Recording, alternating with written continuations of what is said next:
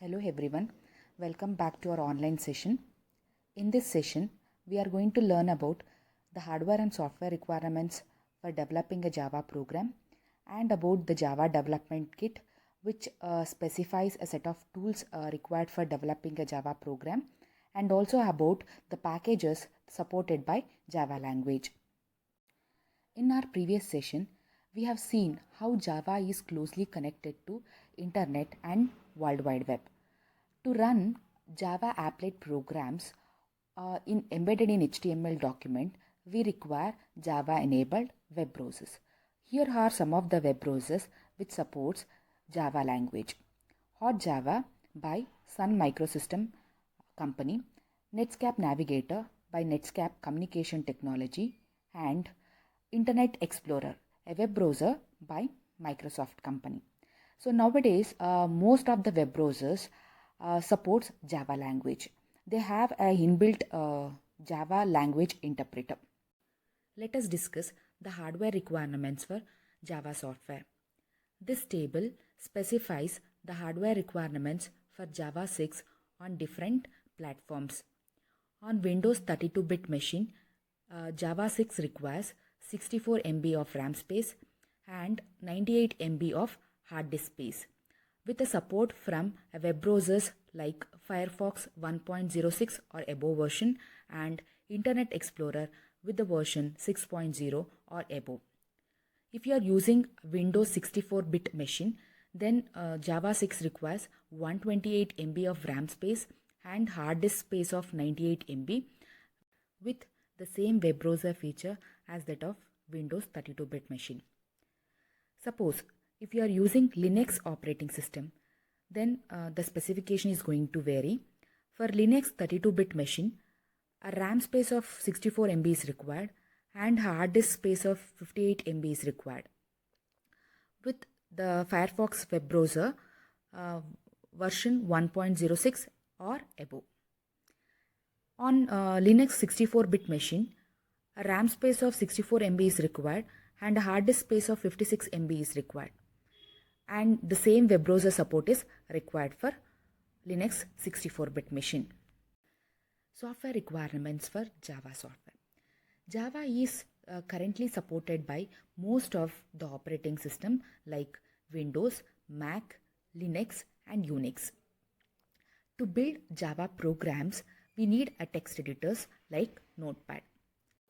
Modern Java software has IDEs, which stands for Integrated Development Environment, with built-in editors. Eclipse, JCreator, BlueJ and NetBeans are the most popular IDEs used today. Let us learn about Java support system. Java support system tells us the components required for building a successful Java application. A very good internet connection is required. Web server is required. A web server is nothing but a program which accepts requests from the client and sends back the requested information or the document. Next, a web browser is required. A web browser is a program that provides access to the World Wide Web, which is required for executing a Java applet program. HTML document is required. HTML is a hypertext markup language. Using this language, we create an HTML document within which the Java applet programs are embedded or inserted.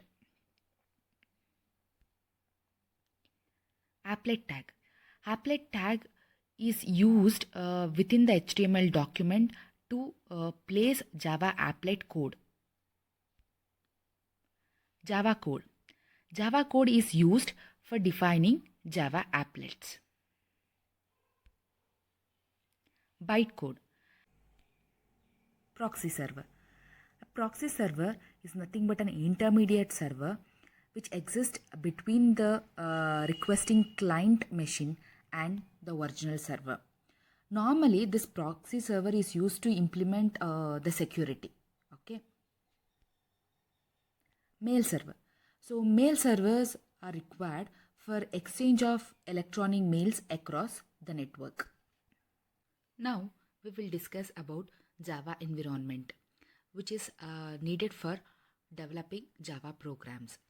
Java environment includes large number of development tools and also set of classes and methods using which we can build our Java program. These development tools are part of a system known as Java Development Kit. In short, we call it as JDK. And the classes and methods are the parts of the Java standard library, also known as application program interface. Normally, Java environment includes the following components: Java Development Kit, application program interface, and Java runtime environment. Let us learn each of these environment tools in detail. Java Development Kit. The Java Development Kit includes a set of tools which are required for developing a Java program. Let us see those Java development tools. Applet Viewer. Applet Viewer enables us to run Java applets without actually using a Java compatible browser. Next is Java C. Java C is a Java compiler which translates Java source code to binary code, which is called as a bytecode, and this bytecode will be later given to an Java interpreter for execution. Next, Java. Java is an interpreter which runs Java applets and Java applications by reading and interpreting the bytecode files which are generated by the Java compiler. Here in Java, the programs written by the programmer will not be directly converted into binary code. Instead, the source code is converted into an intermediate bytecode. This bytecode is machine independent. Hence, the bytecode can be executed on any machine with the help of Java interpreter. Next tool, Java P. Java P is a Java disassembler which enables us to convert bytecode files into a program description. Next tool is Java H. Java H produces header files which are required for C language. If you want to implement a Java program in other programming languages, then you can use this Java H to produce the header files required for that particular programming language. Next, JavaDoc. JavaDoc creates HTML format documentation from Java source code files. Next tool is JDB. JDB is a Java debugger which is helpful for finding the errors in our Java program. This is an image which shows you how the Java programs are created and executed on any machine. Using any of the text editor, the programmer will create a Java source code file. This source code file can be given to a Java document tool for creating an HTML document, or else the same Java source code can be given to the Java compiler for compilation. This Java C, which is a compiler, translates Java source code into Java bytecode, and it is stored in a Java class file. Once the Java class file is created, you can use this class file in other programming languages like C language by creating an appropriate header file using Java H. Or else you can use this Java class file directly on any machine to get the program output with the help of Java interpreter. This Java class file is a bytecode. The Java class file contains bytecode which is interpreted by this Java compiler to generate the appropriate output. If there are any errors in the If there are any errors in your program, the Java debugger will notify the error. This is how the program building and execution happens in Java. Application Program Interface. Similar to the library functions in C language, in Java we have a built-in library packages. A package is a collection of similar classes and methods. In Java, these packages are of 6 types. They are language support packages, utility packages, input-output packages, networking packages, AWT packages, and applet packages. Let us learn each of these packages in detail. Language support packages. Language support packages is a collection of classes and methods which is required for implementing the basic features of Java. That means in order to write a simple Java programs, you require certain basic functions. So those functions are provided by this language support packages. Next, utility packages. Utility package is a collection of classes to provide utility functions such as date, time, etc. Input-output packages. Input-output package consists of set of classes and methods required for carrying out input-output operations in Java. Networking packages. Networking package consists of collection of classes for communicating with other computers via internet.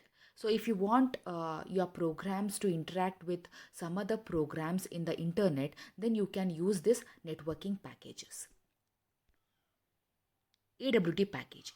AWT stands for Abstract Window Toolkit.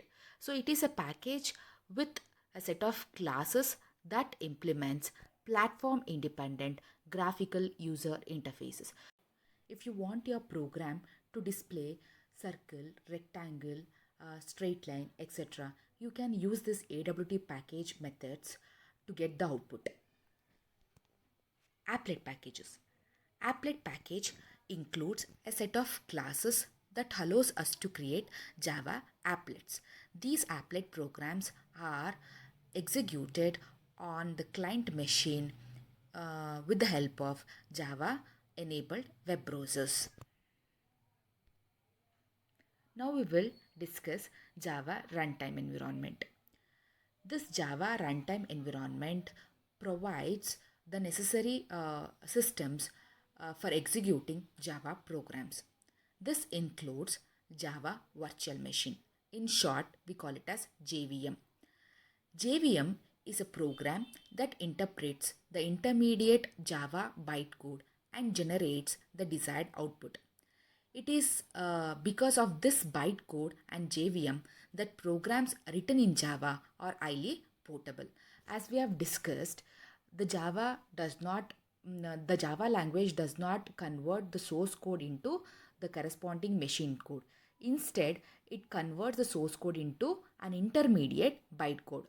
This bytecode can be executed on any machine. Because of this reason, Java is called as platform independent language, or the Java programs are called as portable programs. Okay. Next, runtime class library. Runtime class libraries are set of class libraries that are required for execution of Java program. User interface toolkits. A programmer can provide an interactive interface for the user to use an application program. AWT and Swings are the examples of toolkits that supports varied input methods for the user to interact with the application program. Deployment technologies. Java runtime environment comprises the following key deployment technologies. Java plugin, which enables the execution of Java applet on the browser. Java Web Start enables remote deployment of an application. With Web Start, users can launch an application directly from the web browser without going through the installation procedure. That means you can run any of the application without actually installing on your client machine. This is all about our today's session. Thank you.